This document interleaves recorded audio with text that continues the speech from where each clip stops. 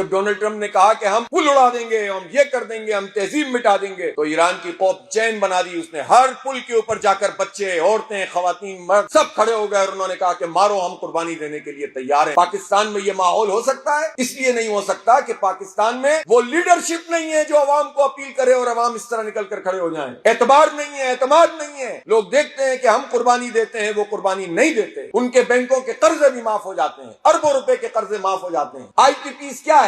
وہ power producer جو بجلی استعمال نہیں ہوتی، بنتی نہیں ہے، اس کے پیسے ان کو ہر مہینے ملتے ہیں اور سال میں 2000 ارب روپے ملتے ہیں، جس سے پوری قوم کی قسمت بدل سکتی ہے۔ پورا ایجوکیشن کا سسٹم فری ہو سکتا ہے اگر یہ 2000 روپے تعلیم پہ لگا دیے جائیں۔